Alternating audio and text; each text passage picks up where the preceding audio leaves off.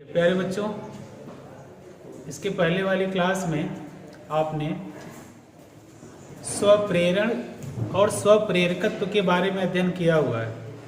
ठीक है, फिर वहाँ पे आपने पढ़ा हुआ है स्वप्रेरकत्व में इसका उपयोग भी है। ठीक है, जैसे जो स्वप्रेरकत्व है, स्वप्रेरकत्व का जो आपका स्वप्रेरकत्व है, इसका उपयोग हम करते हैं जो ये आपका प्रतिरोध बॉक्स होता है।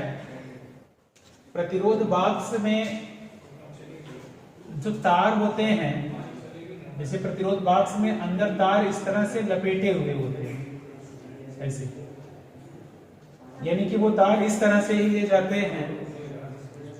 उसके पीछे का रीजन यही है कि अगर तार इस तरह से गया हुआ है तो इस तार में धारा इस दिशा में बहेगी और दूसरे तार में धारा इसके विपरीत बहेगी। ठीक है, तो जो यहाँ पे प्रेरित विद्युत वाहक बल उत्पन्न होता है तो वो एक दूसरे के प्रभाव को निरस्त कर देते हैं। ठीक है, तो स्वप्रेरकत्व का एक ये भी उपयोग है कि प्रतिरोध तार के बीच में जो कुंडली बनाई जाती है वो तार को दोहरा करके बनाया जाता है। तार को दोहरा करने का उद्देश्य यही होता है कि वहां पे कोई प्रेरित धारा उत्पन्न न हो। ठीक है, इसके बाद आपका है स्वप्रेरकत्व का संयोजन।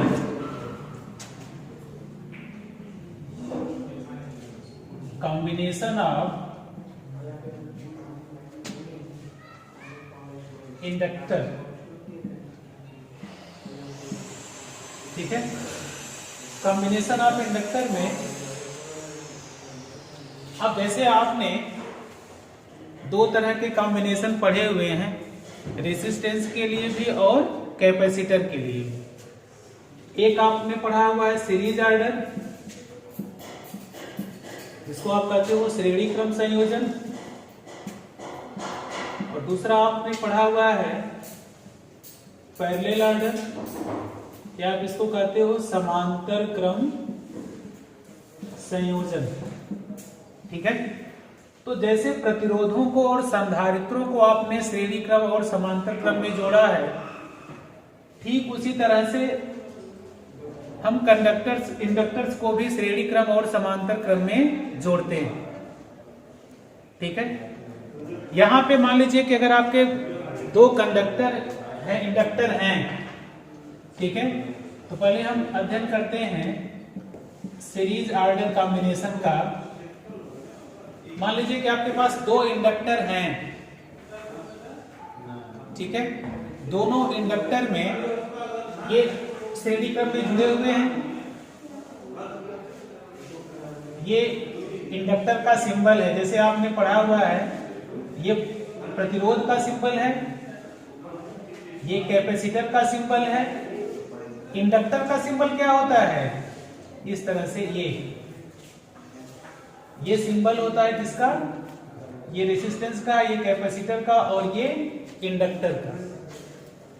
तो मान लीजिए कि दो इंडक्टर हैं आपके और ये श्रेणी क्रम में जुड़े हुए हैं। जो मान लीजिए आपका L1 है और ये आपका L2 है।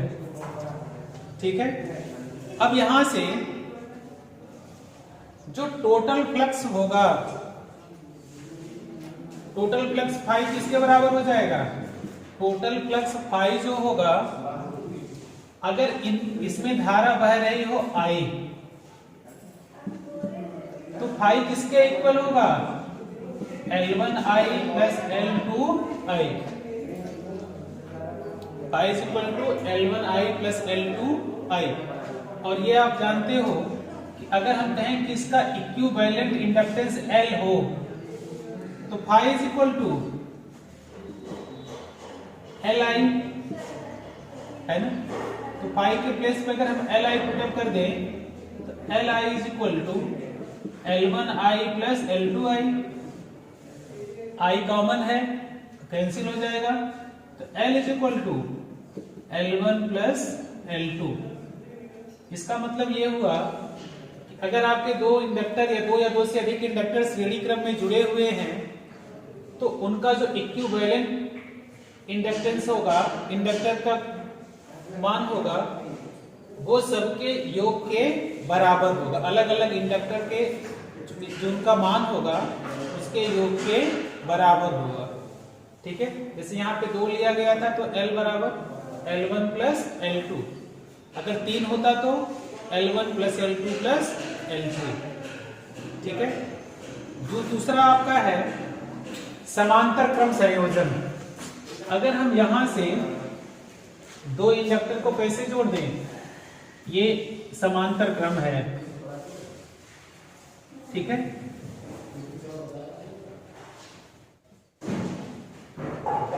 ये L1 है और ये L2 है। अगर आप इसको 20 वोल्ट की बैटरी से जोड़े हुए हैं या इसका ईएमएफ को आपका E विद्युत वाहक बल, यहां से धारा आ रही हो I, धारा यहां से 2 भागों में बढ़ जाएगी, इसमें धारा आएगी I1 और इसमें धारा आएगी I2। यहां से आप कह सकते हो कि I किसके बराबर हो जाएगा, यहां से I बराबर हो जाएगा I1 प्लस I2 के।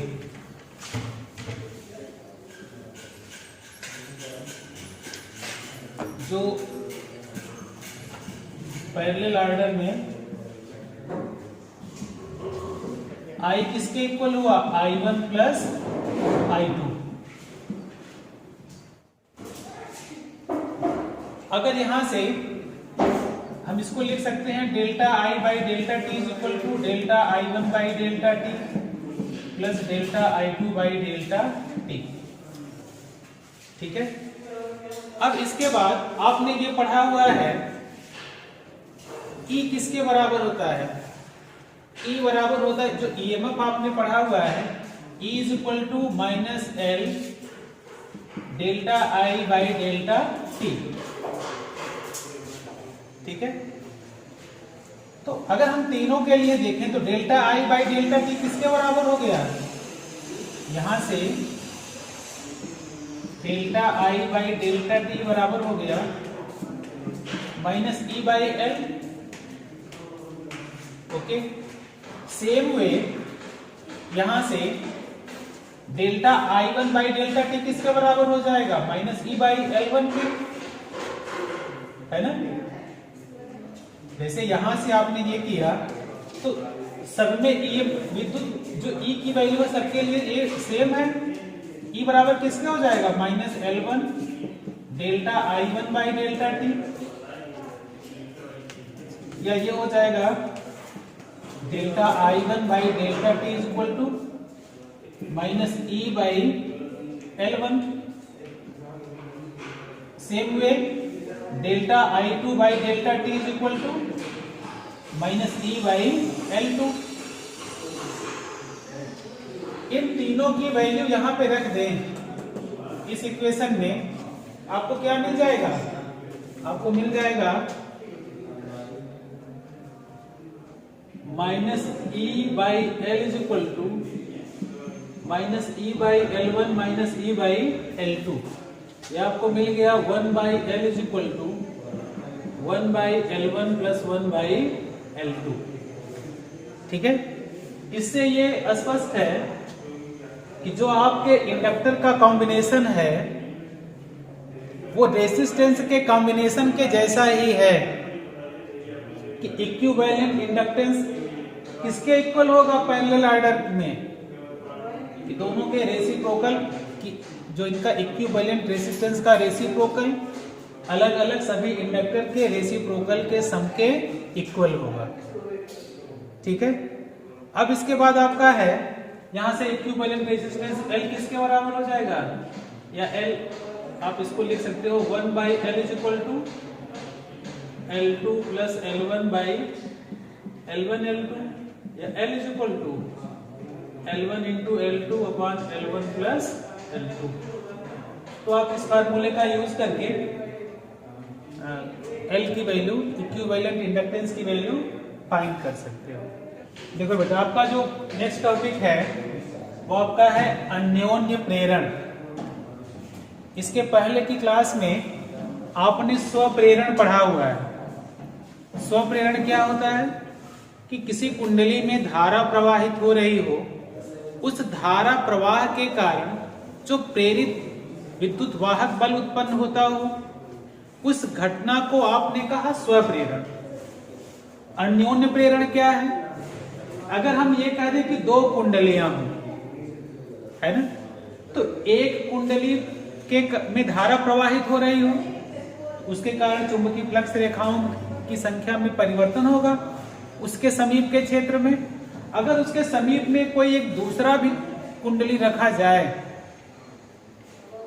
तो उस कुंडली में भी चुंबकीय बल रेखाओं की संख्या में परिवर्तन होगा, उससे उसमें एक प्रेरित धारा उत्पन्न होगी। इस घटना को हम कहते हैं अन्योन्य प्रेरण। जैसे अब यहां मान लीजिए कि दो कुंडलियां हैं, ठीक है, एक आपकी ये कुंडली हुई, यहां पे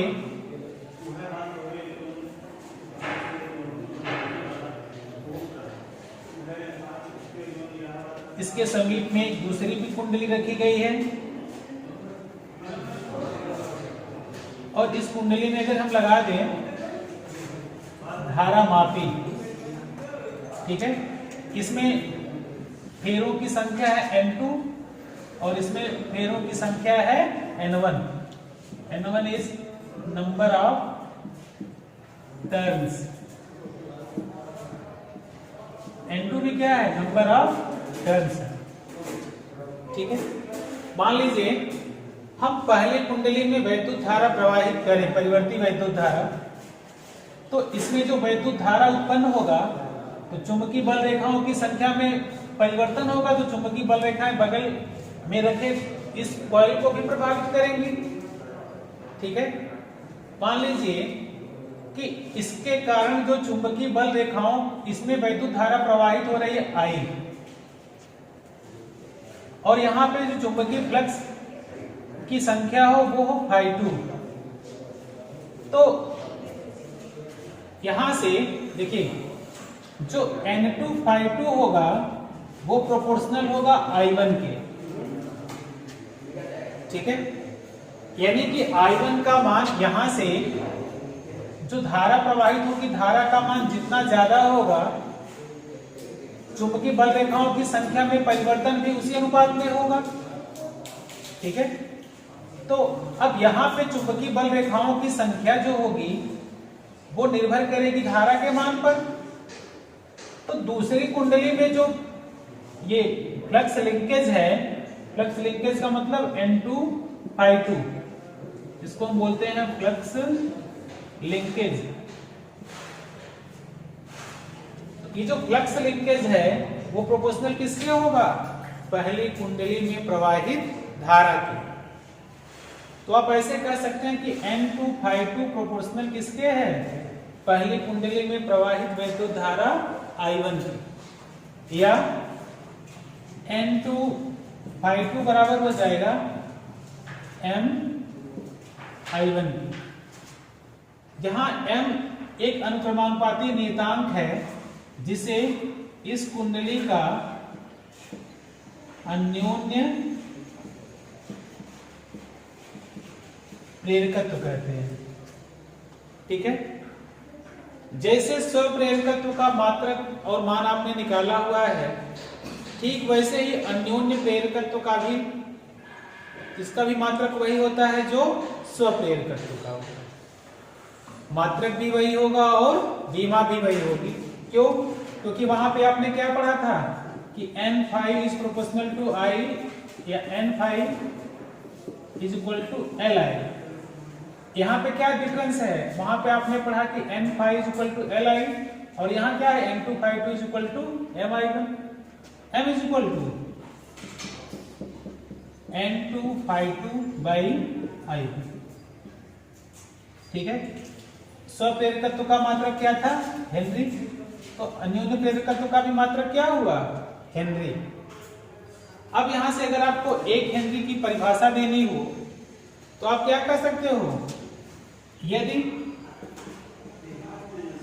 I1 बराबर 1 के हो तो M बराबर किसके हो जाएगा, N2/2। यानी कि अगर 2 कुंडलियां हो और इनका जो अन्योन्य प्रेरकत्व का मान है वो किसके बराबर हो जाएगा, अन्योन्य प्रेरकत्व का मान किसी एक कुंडली की फ्लक्स ग्रंथिता के मान के बराबर होगा जबकि प्राथमिक कुंडली में एकांक धारा प्रवाहित हो। यहां से देखिए M बराबर किसके है, N2/2। कंडीशन क्या है, I1 = 1। यानी कि जो अन्योन्य प्रेरकत्व M है वो किसके इक्वल है, फ्लक्स ग्रंथिताओं की संख्या के बराबर है जबकि कुंडली में, प्राथमिक कुंडली में एकांक धारा प्रवाहित की जाए। अब यहां से अगर हम प्रेरित विद्युत वाहक बल के पद में इसको परिभाषित करें, आपने पढ़ा हुआ है प्रेरित विद्युत वाहक बल किसके बराबर होता है, E - D N⁵/dt। ठीक है, तो E किसके बराबर हुआ, आप N⁵ की जगह पे या N2/2 की जगह पे क्या लिख सकते हैं, M। यहां से M I1 है ना, तो E = क्या हुआ, -D N2/2 की जगह पे हम लिख सकते हैं N⁵, या यहां पे आप क्या लिख लो, N2/2। तो E = -D, इसके स्थान पे MI1/dt। यहां पे आप लिख लेना N2/2 = MI1 के। या E किसके इक्वल हो गया, -M बाहर कर लीजिए, DI/dt। या M किसके इक्वल हो जाएगा, M = -E/dI1/dt। यहां से भी हम अन्योन्य प्रेरकत्व को परिभाषित कर सकते हैं, कहा जाए यदि dI1/dt ये बराबर हो 1 के तो क्या हो जाएगा, M बराबर होगा -E। यानी कि अगर प्राथमिक कुंडली में धारा परिवर्तन की दर एकांक हो तो अन्योन्य प्रेरकत्व का मान प्रेरित विद्युत वाहक बल के ऋणात्मक मान के बराबर होगा। या आप ऐसे कर सकते हो कि किसी को इस तरह की अगर 2 कुंडलियां हो तो इनका अन्योन्य प्रेरकत्व किसके बराबर होगा, कुंडली में प्रेरित विद्युत वाहक बल के बराबर होगा जबकि क्या हो, किसी कुंडली, एक कुंडली में धारा परिवर्तन की दर एकांक। ठीक है, तो M किसके बराबर हो जाएगा, -E। और यहां से आप जो मात्रक और बीमा निकालना अगर आप चाहें तो मात्रक और बीमा का मान भी आप निकाल सकते हैं। यहां से देखिएगा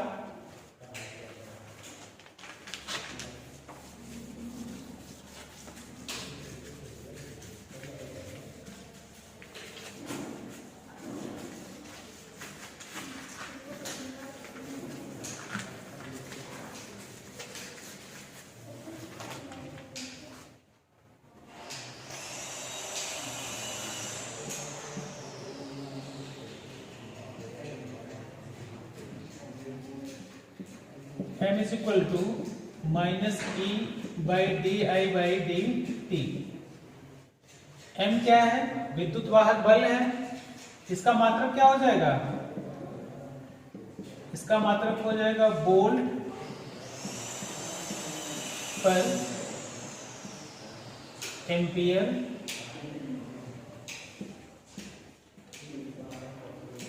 बटे सेकेंड, या इसी को लिख सकते हो वोल्ट गुणे सेकेंड बटे एम्पियर।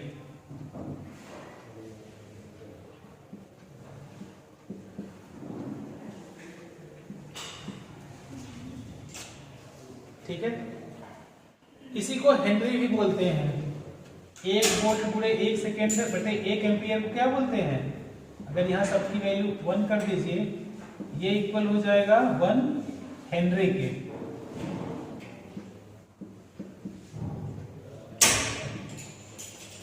अगर आप इसको मीटर, किलोग्राम और सेकेंड के पद में रखना चाहें, ये यहां से, तो V की जगह पे आप लिख सकते हो वोल्ट, यानी कि V is equal to W/Q। यहां से ये हो जाएगा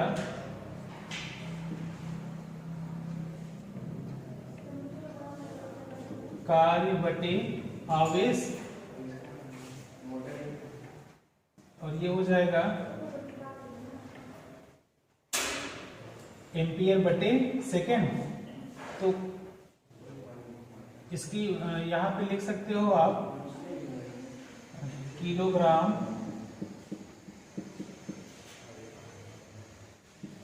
मीटर स्क्वायर